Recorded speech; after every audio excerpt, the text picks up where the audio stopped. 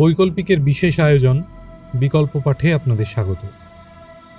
শুরু হচ্ছে আলবেয়ার কামুর বিখ্যাত ফরাসি উপন্যাস লা পেস্তের বাংলা অনুবাদ প্লেগ। এটি পাঠ করছেন বৈকল্পিকের অন্যতম সম্পাদক দেবাঞ্জনা দাস। বিধিবদ্ধ সতর্কীকরণ। প্লেগ উপন্যাসটি আলজেরিয়ার এক ভয়ঙ্কর মহামারীর বৃত্তান্ত। বর্তমান মহামারীর প্রাদুর্ভূত সময়ে এই উপন্যাসের আখ্যান প্রাসঙ্গিক হলেও তা আমাদের মানসিক উদ্বেগকে কিছুটা হলেও বাড়িয়ে দিতে পারে। আমাদের পাঠকদের কাছে আমাদের বিনীত অনুরোধ, উপন্যাস পাঠের সময় আপনারা নিজেদের মানসিক স্বাস্থ্যের দিকে অবশ্যই নজর রাখবেন। এই শ্রুতিগ্রন্থটি কেবলমাত্র দৃষ্টিহীন এবং কালির লেখা পড়তে অসমর্থ মানুষদের জন্য সম্পূর্ণ অবাণিজ্যিকভাবে সম্প্রচার করা হচ্ছে। শুরু হচ্ছে আলবেয়ার কামুর বিখ্যাত উপন্যাস লা পেস্তের বাংলা অনুবাদ প্লেগ। পাঠে দেবাঞ্জনা দাস। আজ ষোড়শ পর্ব।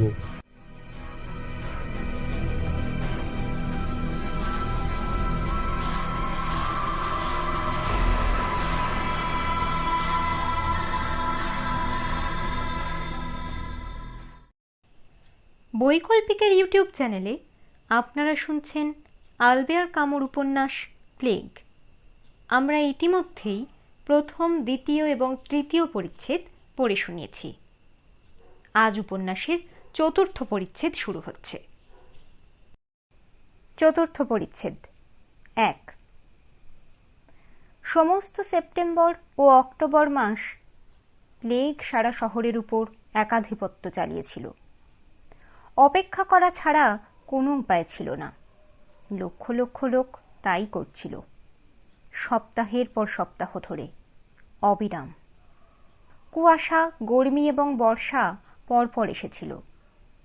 দক্ষিণ থেকে আসা শালিক ও বুলবুলির নীরব ঝাঁক শহরের পাশ কাটিয়ে শহরের খুব উপর দিয়ে উড়ে যেত। যেন ফাদার পানেলু বর্ণিত প্লেগের বিশাল কাঠের দণ্ড শনশন শব্দ করে শহরের উপর ঘুরে পাখিগুলিকে দূরে সরিয়ে রাখছে। অক্টোবরের শুরুতে মুষলধারায় বৃষ্টি রাস্তাগুলি ধুয়ে পরিষ্কার করল। আর এই সমস্ত সময় ধরে অপেক্ষা করা ছাড়া আর কিছুই আমাদের শহরবাসীরা করল না। রিও আর তার সহকর্মীরা বুঝতে পারছিলেন তারা কতদূর ক্লান্ত হয়েছেন। প্রকৃতপক্ষে স্বাস্থ্যকর্মীগণ এই ক্লান্তি আর সহ্য করতে পারছিলেন না। এ কথা ডাক্তার রিও বুঝতে পারলেন তার নিজের উপর ও অন্য সঙ্গীদের উপর এক অস্বাভাবিক উদাসীনতার প্রসার লক্ষ্য করে। যেমন এই সমস্ত লোকেরা এতদিন পর্যন্ত প্লেগের অগ্রগতি সম্বন্ধে এক বিশেষ আগ্রহ দেখাতেন, এখন আর তাঁদের মোটেই কোনো রকম আগ্রহ নেই। রাবেন, যাকে অস্থায়ীভাবে একটি কোয়ারেন্টাইন করা বাড়ির দেখাশোনা করবার দায়িত্ব দেওয়া হয়েছিল, আসলে এটি তার হোটেলেরই একটি অংশ ছিল। যে কোনো সময়েই বলতে পারত ঠিক কতজন তার তত্ত্বাবধানে আছে, যারা আক্রান্ত হয়েছে বা যাদের আক্রান্ত হবার সম্ভাবনা আছে, তাদের হাসপাতালে সরিয়ে নেবার কী ব্যবস্থা করা হয়েছে তার প্রতিটি খুঁটিনাটি ও মনে রাখত। যারা হাসপাতালে আছে তাদের প্রত্যেকের উপর প্লেগের টিকার কী প্রভাব হয়েছে তাও ওর মনে গাঁথা থাকত, কিন্তু সপ্তাহে কতজন মারা গেল তাও বলতে পারত না, বা এই সংখ্যাটি বাড়ছে কি কমছে তাও মনে রাখতে পারত না। আর এসবের মধ্যেও ও এখান থেকে যে কোনো দিন পালাবার আশা পোষণ করত। অন্যেরা দিন রাত কাজে ব্যস্ত থাকত। তারা না খবরের কাগজ পড়ত বা রেডিও শুনত।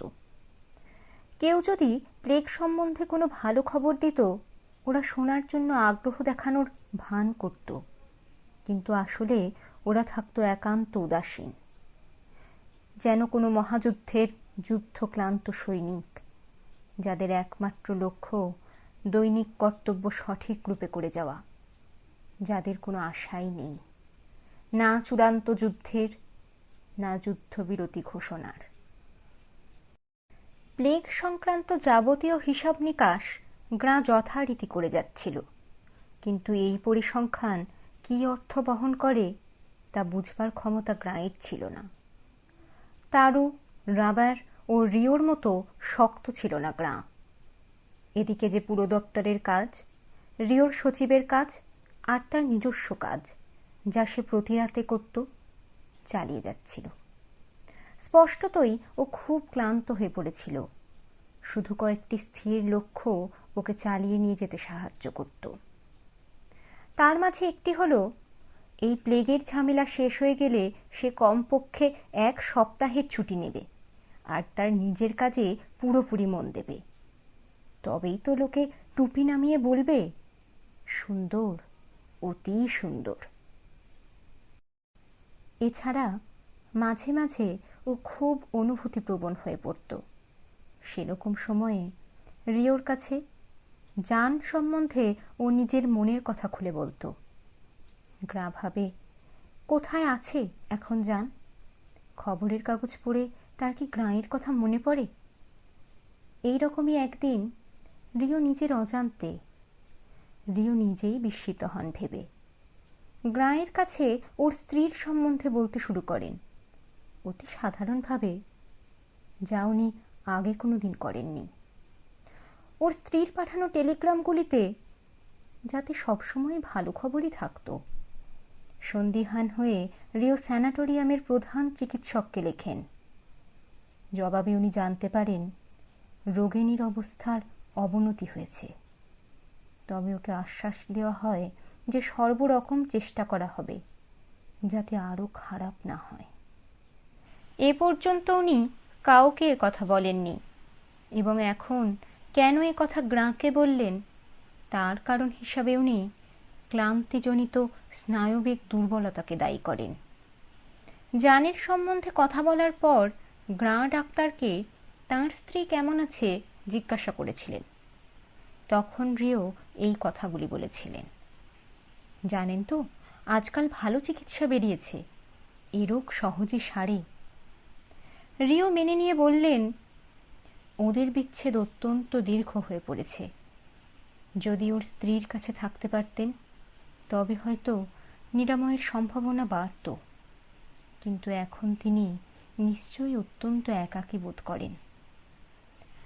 এরপর ডাক্তার চুপ করে গেলেন, গ্রাঁয়ের প্রশ্নের জবাব এড়িয়ে গেলেন। বাকি সকলেরও প্রায় একই অবস্থা। তারও ওদের মধ্যে কিছু ভালো ছিল, কিন্তু ওর ডায়েরির পাতা দেখে বোঝা গেল যদিও ওর কৌতূহল হয়তো গভীরতায় কমেনি, তবে তার ব্যাপকতার হ্রাস হয়েছে। প্লেগের সমস্ত সময়ে ওর আলোচনা কেবল কোতারকে নিয়ে। রাতে রিওর ফ্ল্যাটে, ওর হোটেল কোয়ারেন্টাইন হাসপাতাল হবার পর থেকে ও এখানেই আশ্রয় নিয়েছে। ও গ্রাঁ বা ডাক্তারের পরিসংখ্যান মন দিয়ে শুনত না।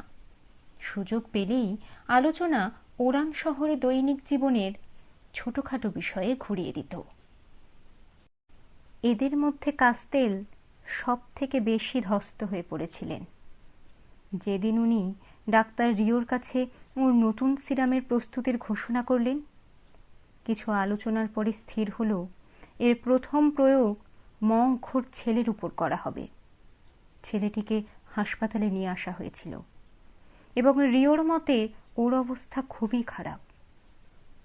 এরপরে যখন রিও তার পুরনো বন্ধুকে সর্বশেষ পরিসংখ্যান পড়ে শোনাচ্ছিলেন, হঠাৎ লক্ষ্য করেন যে ওর বন্ধু সোফার মধ্যে গভীর ঘুমে নিমগ্ন।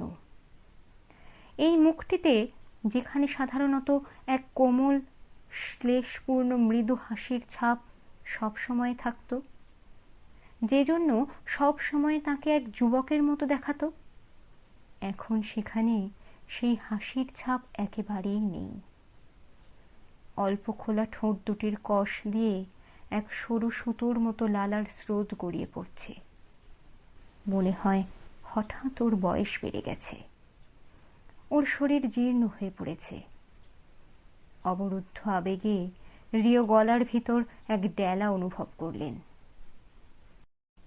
এই সব দুর্বলতার নিদর্শন থেকে রিও বুঝতে পারলেন উনি কতটা পরিশ্রান্ত হয়ে পড়েছেন। উনি বুঝতে পারলেন ওর আবেগানুভূতি নিয়ন্ত্রণের বাইরে চলে যাচ্ছে। সব সময় প্রবল চাপের মধ্যে থাকার জন্য ওর আবেগপ্রবণতা কঠিন ও ভঙ্গুর হয়ে গেছে। মাঝে মাঝেই উনি ওর আবেগকে দমন করে রাখতে পারছেন না। একমাত্র উপায় হলো নিজেকে আরো কঠিন করে তুলে অন্তরের গ্রন্থিগুলিকে আরো শক্ত করে বেঁধে দেওয়া। উনি ভালো করেই জানতেন, যদি ওকে কাজ চালিয়ে যেতে হয় তবে সেটাই হবে একমাত্র উপায়। এর বাইরে ওর আর বিশেষ কিছু করবার মোহ ছিল না। যে কটি আশা এখনো ছিল, শ্রান্তি সেগুলিকে ধ্বংস করেছে। উনি জানেন যে বহুদিন ধরে, কতদিন উনি তা জানেন না, ওর কাজ আর চিকিৎসা করে রোগীকে সুস্থ করা নয়, শুধু রোগ নির্ণয় করা, রোগীকে খুঁজে বার করা, রোগীকে পরীক্ষা করা, রোগের বিবরণ তৈরি করা, সব কিছু নথিভুক্ত করে সবশেষে রোগীকে মৃত্যু মুখে পাঠানো। এই ছিল তার কাজ। কখনো কোনো স্ত্রী ওর কবজি ধরে চিৎকার করেন, ডাক্তার ওকে বাঁচিয়ে তুলুন, কিন্তু বাঁচাবার জন্য তো ডাক্তার ছিলেন না। ওর কাজ রোগীকে সকলের কাছ থেকে আলাদা করে সরিয়ে নেওয়া। যে ঘৃণা উনি ওদের চোখে দেখতেন, কি তার অর্থ? আপনি হৃদয়হীন, এক নারী ওকে একদিন বলে। কিন্তু না, হৃদয় তো ওর ছিল, কিন্তু সে হৃদয়ের কাজ ছিল 24 ঘন্টার মধ্যে 20 ঘন্টা কাজ করবার শক্তির যোগান দেওয়া। যারা বাঁচবার জন্য এসেছে সেসব লোকদের মরতে দেখার শক্তি দেওয়া। এই হৃদয়ই ওকে প্রতিদিন আবার সকালে উঠে কাজ শুরু করতে শক্তি যোগাত। শুধু এই কাজগুলির জন্যই ওর হৃদয় যথেষ্ট ছিল। তার মধ্যে কাউকে প্রাণে বাঁচাবার জায়গা কই? না, সারাদিন ধরে উনি যা করতেন তা কাউকে নিরাময় করা নয়, শুধু খবর দেওয়া। কিন্তু সে কাজকে তো একটা পুরুষ মানুষের কাজ বলা চলে না। আর এই সন্ত্রাসগ্রস্ত ও অবক্ষয়িত সমাজে কেই বা মানুষের কাজ পেতে পারে? রিও খুব ক্লান্ত হয়ে পড়েছিলেন। এটা এক পক্ষে সাপে বর হয়েছিল। যদি উনি বেশি সতেজ থাকতেন তবে এই সর্বব্যাপী মৃতদেহের দুর্গন্ধ তাঁকে আরো ভাবপ্রবণ করে ফেলতে পারত। কিন্তু যখন রাতে 4 ঘন্টার বেশি ঘুম হয় না, তখন ভাবপ্রবণতা থাকে না। তখন মানুষ সবকিছু যেমন আছে তেমনই দেখে, অর্থাৎ নিরপেক্ষ দৃষ্টিভঙ্গি থেকে, এক উৎকট হাস্যকর ন্যায়ের দৃষ্টিভঙ্গি থেকে। আর অন্যেরা, যাদের মৃত্যুদণ্ড দেওয়া হয়েছে, তারাও এটা সম্যক উপলব্ধি করে। প্লেগের আগে সকলে ওকে ত্রাণকর্তা হিসেবে দেখত। 3টে বড়ি আর একটা ইঞ্জেকশন দিয়ে উনি সব ঠিক করে দিতে পারতেন। ওর হাত ধরে বারান্দা দিয়ে ওকে রোগীর ঘরে নিয়ে যাওয়া হতো। একটু খোসামুদে, কিন্তু বিপজ্জনক। এখন বিপরীতক্রমে ওর সঙ্গে থাকে সেপাই। দরজা খোলাবার জন্য তাদের বন্দুকের কুঁদো দিয়ে দরজায় ঘা মারতে হয়। ওরা পারলে ওকে আর তার সঙ্গে সমস্ত মানব জাতিকে ওদের সঙ্গে কবরখানায় টেনে নিয়ে যেত। হ্যাঁ, এ কথা সত্যি যে মানুষ মানুষকে ছাড়া বাঁচতে পারে না। উনি এই দুঃখী মানুষগুলির মতোই অসহায়। ওদের মতোই উনিও চান ওরা রোগীকে নিয়ে চলে যাওয়ার পরে এক বিন্দু করুণা নিজের অন্তরে অনুভব করতে। আর আস্তে আস্তে এই অনুভূতি বাড়তে দেন উনি। সেই অন্তহীন সপ্তাহগুলিতে প্রধানত এই চিন্তাগুলি ডাক্তারের মনে উদয় হতো। এর সঙ্গে থাকত ওর বিরহ ব্যথা। সঙ্গীদের মুখের দিকে তাকিয়ে ওর মনে হতো তাদেরও ওর মতোই অবস্থা। কিন্তু এই অবসন্নতার সবচাইতে বিপজ্জনক পরিণাম, যা ধীরে ধীরে সকল স্বাস্থ্যকর্মীর উপর, যারা প্লেগের বিরুদ্ধে যুদ্ধ করে চলেছিল, প্রভাব বিস্তার করেছিল, তা হল পারিপার্শ্বিকের প্রতি উদাসীনতা নয়, ওরা ক্রমশ নিজেদের স্বাস্থ্যকে অবহেলা শুরু করেছিল। যে সমস্ত নিয়ম মানা অবশ্য কর্তব্য নয় বলে ওরা মনে করত, সেগুলি উপেক্ষা করার এক প্রবণতা ওদের মধ্যে দেখা গিয়েছিল। সুরক্ষার সবগুলি নিয়ম, যেগুলি ওরা নিজেরাই লিপিবদ্ধ করেছিল, ওরা প্রায় মানত না। সারাদিনে যতবার নিজেদের সংক্রমণ নিরোধকে শোধন করবার কথা, তা ওরা করত না। হয়তো শেষ মুহূর্তে খবর পেয়ে ফুসফুস আক্রান্ত প্লেগ রোগীর কাছে যাবার আগে সঠিকভাবে নিজেদের শোধন করতে পারত না, কারণ যেখানে গিয়ে ইঞ্জেকশন নিতে হবে সে জায়গা হয়তো অনেক দূরে, এবং তখন ওরা অত্যন্ত ক্লান্ত। এটাই ছিল সবচেয়ে বড় বিপদ, কারণ প্লেগের সঙ্গে যুদ্ধ করতে গিয়ে ওরা নিজেদের প্লেগের প্রতি আরো উন্মুক্ত করে তুলছিল। ওরা ভাগ্যের সাথে জুয়া খেলছিল, কিন্তু ভাগ্যকে তো জয় করা যায় না। শহরে একজন ছিল যে সাহস হারায়নি বা ক্লান্ত হয়ে পড়েনি। সে ছিল সন্তুষ্টির জীবন্ত প্রতিমূর্তি, কোতার। ও সকলের থেকে দূরে থাকত, কিন্তু সকলের সাথে যোগাযোগ বজায় রাখত। যখন তারুর অবসর থাকত, ও তারুর সঙ্গে প্রায়ই দেখা করত। দুটি কারণে: এক, তারু ওর কেস সম্বন্ধে সবকিছু জানত। দুই, তারু ওকে সবসময়ই সাদরে স্বাগত জানাত। তারুর এই একটা গুণ ছিল, যতই কাজের চাপে থাকুক, তারু ছিল সবসময়ই এক মনোরম সঙ্গী ও মনোযোগী শ্রোতা। হয়তো কোনোদিন প্রচণ্ড খাটুনির পর তারু একেবারে বিধ্বস্ত হয়ে গেছে, কিন্তু পরদিন সকালে সে আবার নতুন শক্তি নিয়ে কাজ শুরু করত। ওর সঙ্গে গল্প করা যায়, কোতার বলে। ও একটা মানুষের মতো মানুষ, খুব বুঝদার লোক। এই সময়ে তারুর ডায়েরিতে কোতার সম্বন্ধে বেশি কথা রয়েছে। কোতারের চিন্তাধারা, কোতারের প্রতিক্রিয়া নিয়ে তারু কোতারের একটা ছবি দাঁড় করাতে চেয়েছে, কোতারের বিবৃতি ও তারুর নিজস্ব ব্যাখ্যা দিয়ে সাজিয়ে। কোতার ও প্লেগ, এই শিরোনামে তারু ডায়েরির বেশ কয়েকটি পাতা ভরিয়েছে। কাহিনীকারের মতে এখানে তার কিছু সারাংশ দেওয়া প্রয়োজন। ওর ব্যক্তিত্বের ক্রমবিকাশ ঘটছে, ও ক্রমশ খোশমেজাজি হয়ে উঠছে, তারু লেখে। ঘটনা প্রবাহের বর্তমান অবস্থায় কোতার মোটেই অসন্তুষ্ট নয়। কোতার মাঝে মাঝেই তার প্রকৃত ধারণা তারুর কাছে ব্যক্ত করে। অবস্থা দিন দিন খারাপ হচ্ছে, কিন্তু আমরা তো সকলেই এক নৌকোয়। অবশ্যই, তারু লেখে, অন্যদের মতো ও বিপন্ন, কিন্তু সেটাই আসল কথা। ও সকলের সাথেই একসাথে বিপদগ্রস্ত।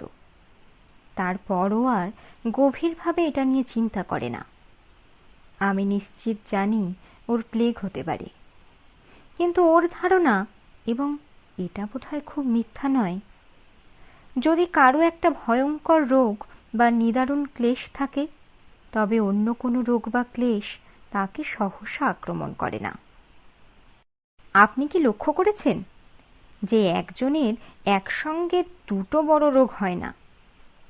আপনার যদি সাংঘাতিক ক্যান্সার বা ভীষণ যক্ষ্মা থাকে, তবে আপনার প্লেগ বা টাইফয়েড হবে না, একেবারেই অসম্ভব।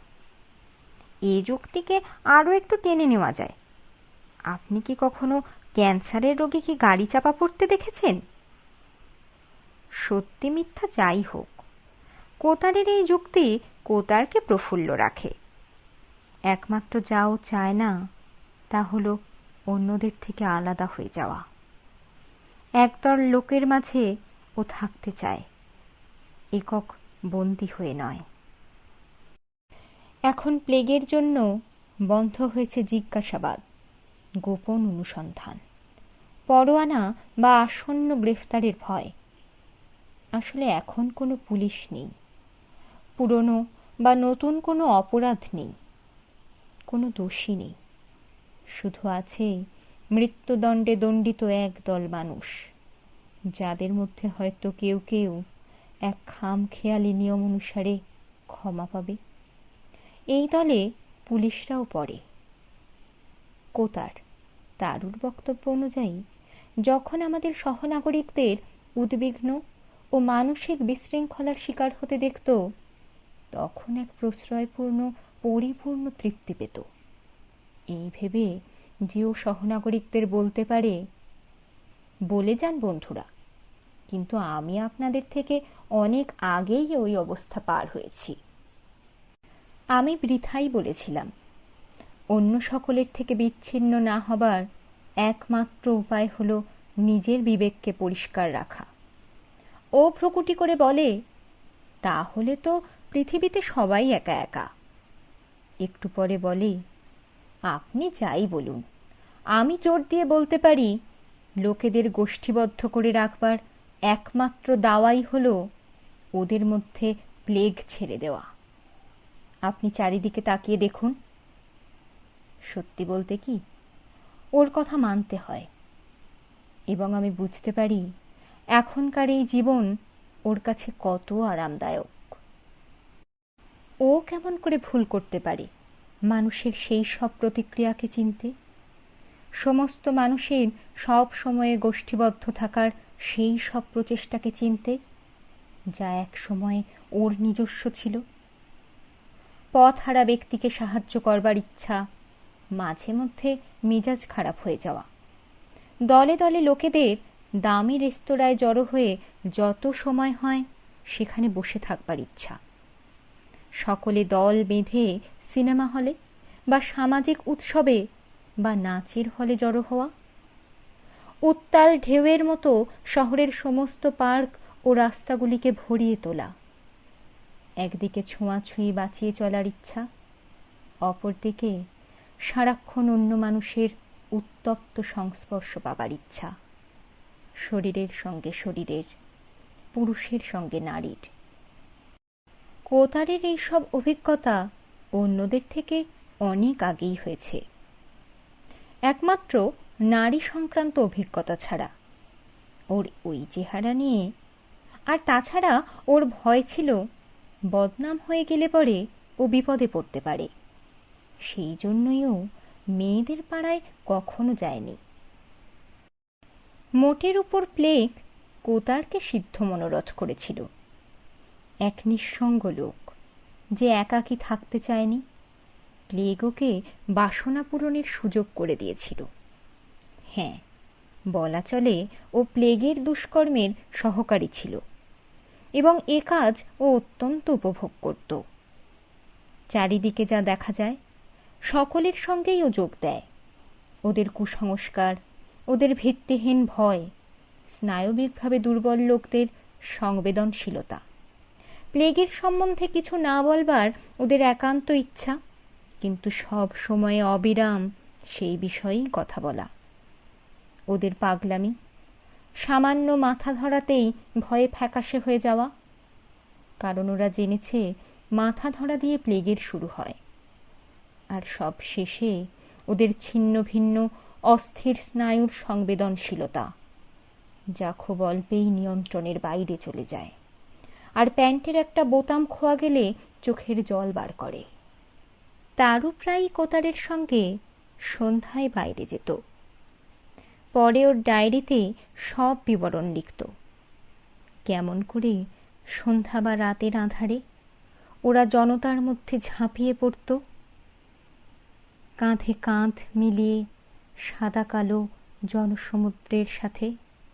শুধু দূরে দূরে কোনো বাতি রাস্তায় আলো দিচ্ছে, গড্ডালিকা স্রোতে ভাসতে ভাসতে কেমন করে তারা পৌঁছে যেত প্রমোদশালার উত্তাপের মাঝে, যেখানে প্লেগের শীতলতা নেই।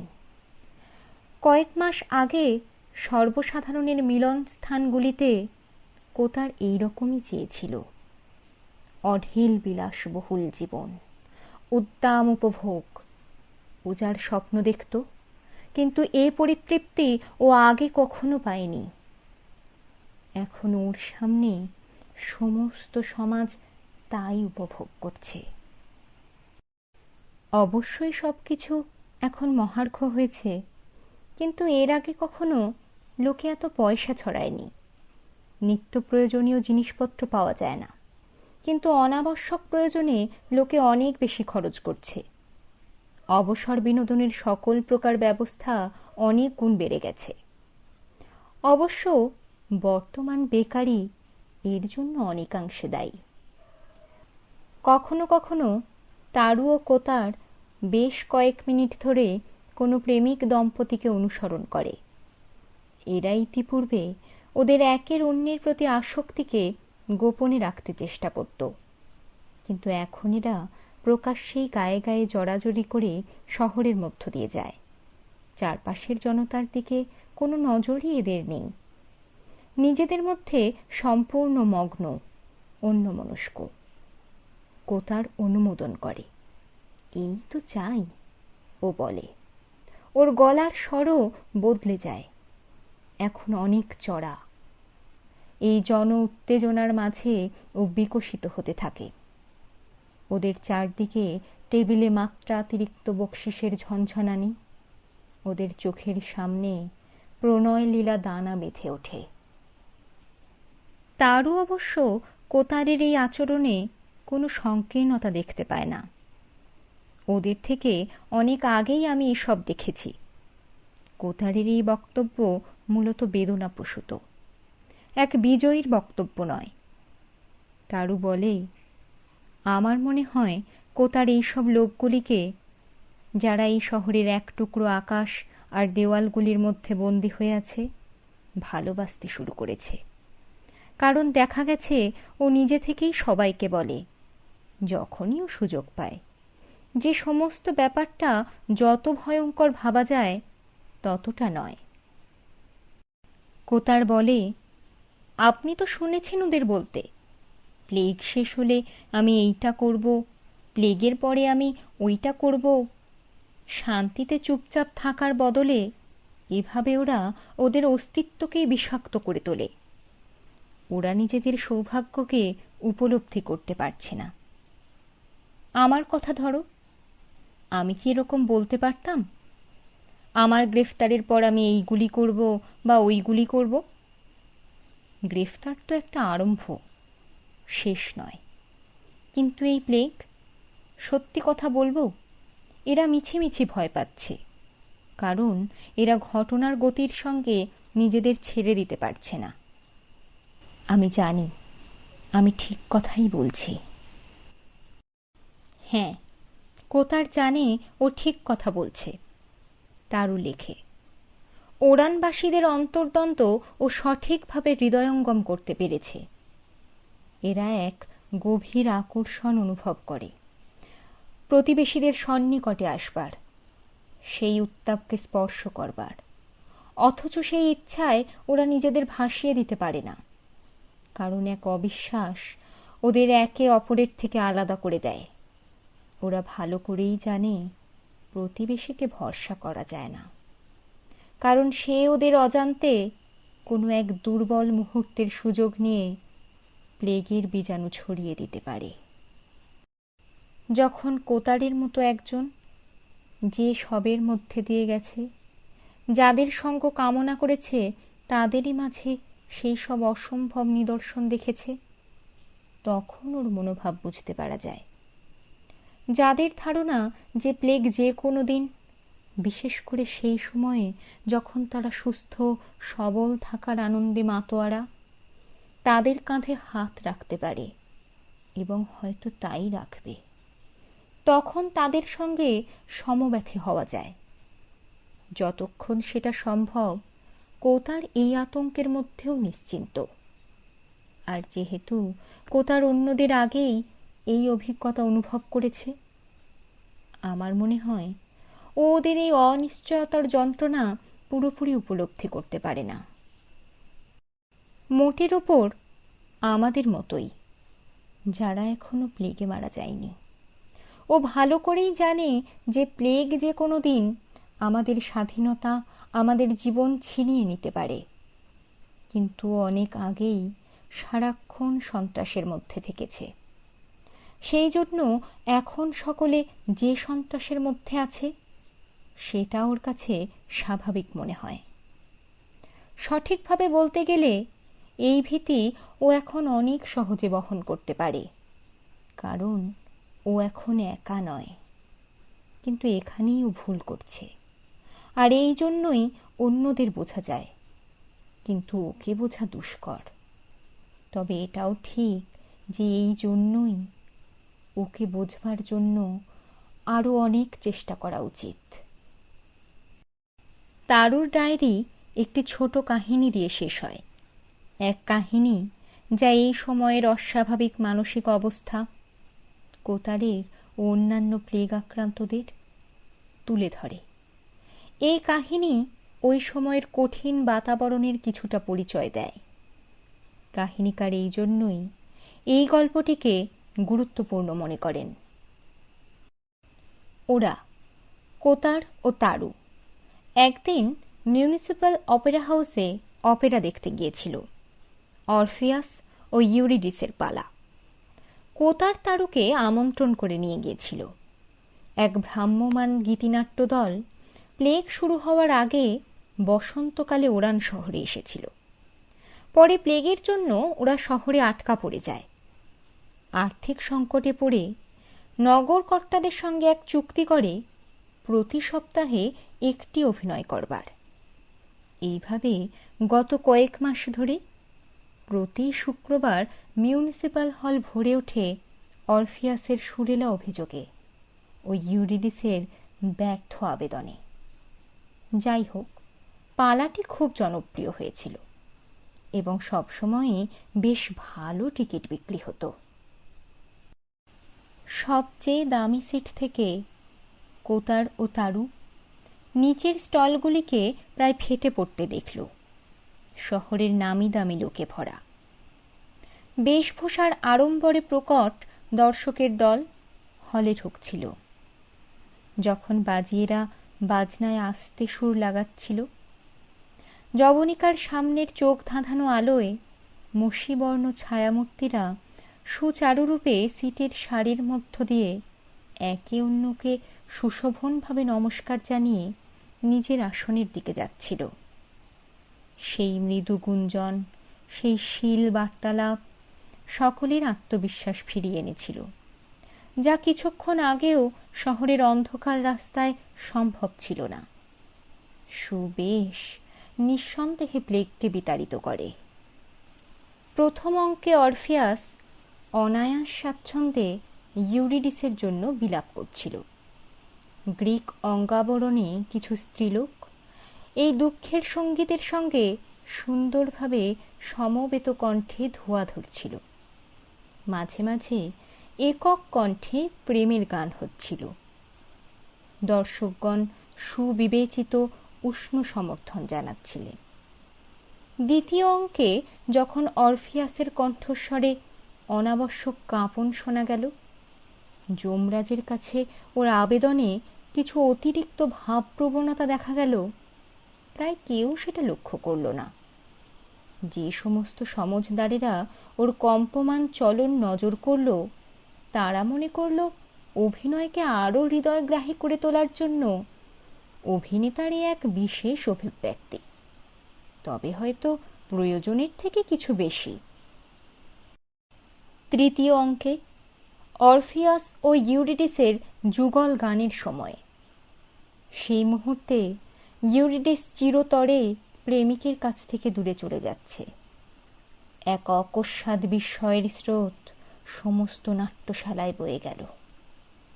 গায়ক যেন এই সংকেতের জন্যই অপেক্ষা করছিল, অথবা স্টেজের নিচে দর্শকদের ভিতর থেকে যে গুঞ্জন ভেসে আসছিল তা সম্ভবত গায়কের অনুভূতিকে বাস্তবায়িত করল, কারণ ওই মুহূর্তেই ও টলতে টলতে পাদপ্রদীপের দিকে এগিয়ে গেল।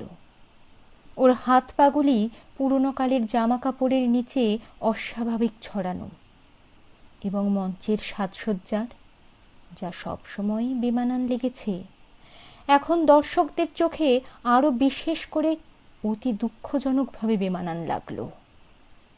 অন্তর্গত ভেড়ার পালের মধ্যে ও ধপাস করে পড়ে গেল। সেই সঙ্গেই বাজনদারেরা হঠাৎ বাজনা থামিয়ে দিল। দর্শকেরা উঠে দাঁড়িয়ে ধীরে বাইরে যাবার জন্য প্রস্তুত হল। প্রথমে নিঃশব্দে, যেন প্রার্থনা শেষে গির্জাঘর থেকে বা পরিজনের মৃতদেহ দেখবার পর মর্গ থেকে বার হচ্ছে। মেয়েরা তাদের ঘাগরা হাত দিয়ে তুলে ধরে মাথা নিচু করে, পুরুষেরা সঙ্গিনীর কনুই ধরে ভাঁজ করা চেয়ারগুলির ধাক্কা বাঁচিয়ে বাইরে আসতে লাগলো। কিন্তু একটু পরে ওদের গতি দ্রুততর হলো। মৃদু ফিসফিসানি শোরগোলে পরিণত হলো। পরিশেষে জনতা ভাগ দৌড় শুরু করে, ঠেলা ঠেলি চেঁচামেচি করে বাইরে দরজার দিকে এগোলো। কোতার ও তারু উঠে দাঁড়িয়েছিল। ওদের তখনকার যে জীবন, তারই এক ছবির সামনে নিশ্চল দাঁড়িয়ে রইল। তারা দেখল প্লেগকে, স্টেজের উপর এক হাত পা ছড়ানো মুখ অভিনেতার মধ্যে, আর নিচে হলে ইতস্তত বিক্ষিপ্ত সমস্ত অপ্রয়োজনীয় বিলাসের সামগ্রী, হাত পাখা, লাল চেয়ারগুলির উপর লেসের শাল ইত্যাদির মধ্যে। বিকল্প পাঠের আসরে আমরা নিয়মিতভাবে পড়ে শোনাচ্ছি আলবেয়ার কামুর উপন্যাস প্লেগ।